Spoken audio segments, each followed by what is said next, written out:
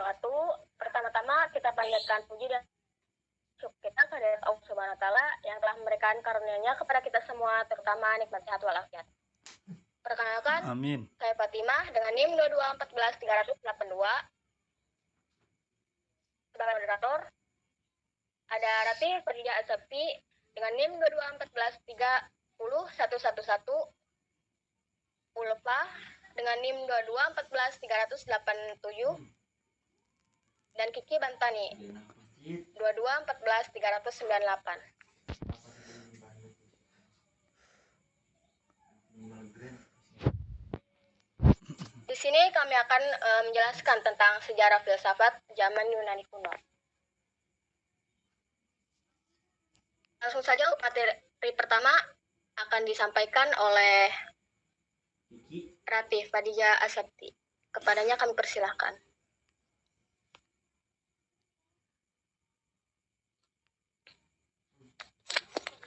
Baik, terima kasih kepada moderator. Di sini saya akan menjelaskan tentang sejarah filsafat Yunani kuno.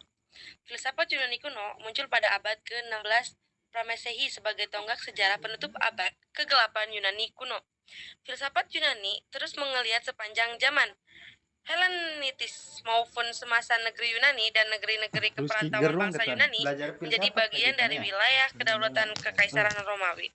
Filsafat digunakan untuk mengenali dunia melalui penalaran. Filsafat diperdayakan di berbagai bidang ilmu, antara lain yaitu adalah astronomi, epistemologi, matematika, ketatanegaraan, etika, metafisika, ontologi, logika, biologi, retorika, dan estetika. Next. Zaman Yunani kuno dipandang sebagai zaman keemasan filsafat, dikarenakan pada zaman ini orang memiliki kebebasan untuk berpendapat atau mengungkapkan ide-idenya. Pada masa itu, Yunani dipandang sebagai gudang ilmu dan filsafat, karena bangsa Yunani percaya mitos-mitos. Bangsa Yunani juga tidak dapat menerima pengalaman yang didasarkan pada sikap receptive attitude atau sikap menerima begitu saja, melainkan menumbuhkan sikap yang senang menyelidiki atau kritis. Sikap kritis inilah yang menjadikan bangsa Yunani itu berada pada barisan terdepan dalam ilmu.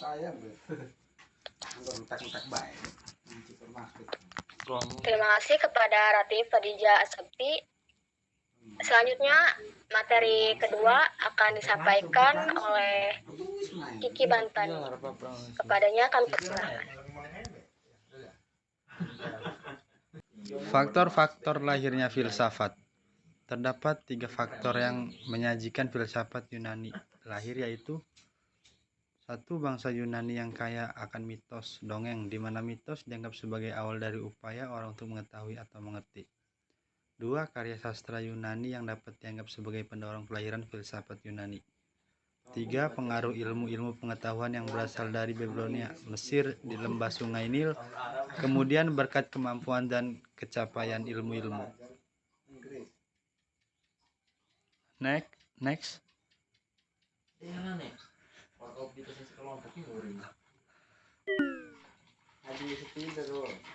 Itu kok nggak on cam? Tokoh-tokoh pada masa Yunani kuno.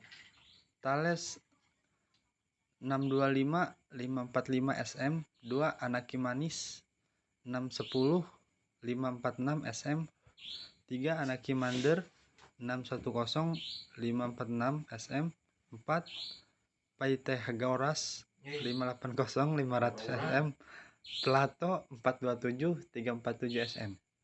Next.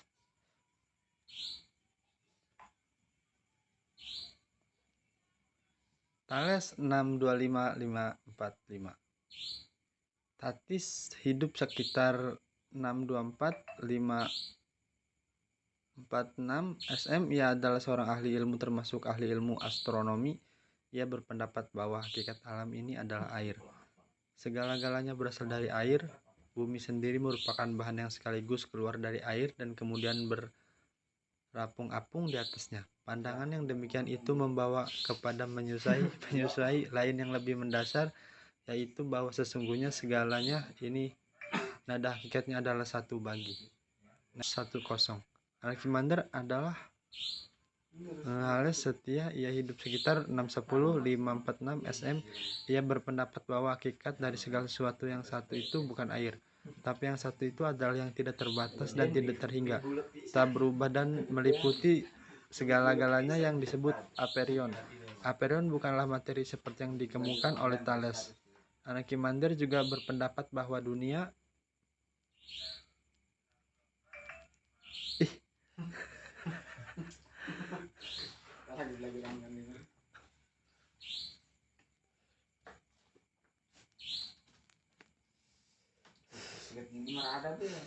next.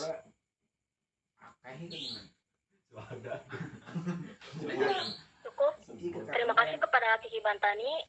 Selanjutnya pemateri terakhir ada Ulpa.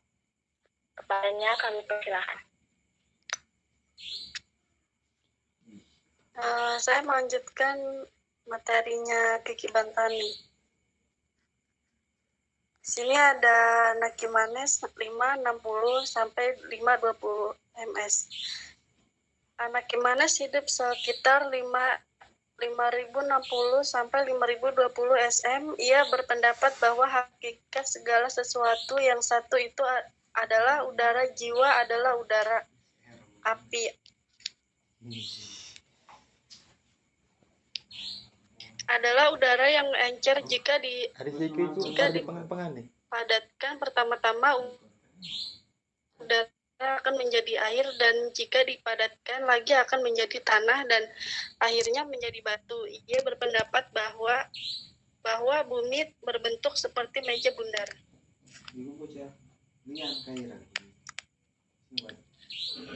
Pythagoras 5080 sampai 500 sm. Pythagoras lahir di Samos sekitar 5080 sampai 500 sm. Ia berpendapat bahwa semesta ini tak lain adalah bilangan unsur. Bilangan merupakan prinsip unsur dari segala-galanya. Dengan kata lain, bilangan genap dan ganjil sama dengan terbatas dan tak terbatas. Yang selanjutnya ada Plato 4027 sampai 3047 sm. Pada intinya tidak lain daripada dialog dan filsafat, seolah-olah drama hidup yang tidak pernah selesai tetapi harus dimulai kembali. Ada 3 ajaran pokok dari Plato, yaitu tentang ide, jiwa, dan proses mengenal. Menurut Plato, realitas terbagi menjadi 2, yaitu indrawi yang selalu berubah dan dunia ide yang tidak pernah berubah. Selanjutnya, kesimpulan. Filsafat Yunani kuno muncul pada abad ke-6 Pra-Masehi. Zaman Yunani kuno dipandang sebagai zaman kemasan filsafat. Karena pada zaman mengungkapkan ide-idenya tokoh-tokoh filsafat Yunani kuno, Thales 6025 sampai 5045 sm, Anaximenes 6010 sampai 5046 sm, Anaximander 6010 sampai 5046 sm, Pythagoras 5080 sampai 500 sm, dan Plato 4027 sampai 3047 sm. Saya kembalikan ke moderator. Terima kasih kepada Ulpia. Terima kasih kepada Ulpa. Dan terima kasih juga kepada pemateri-pemateri.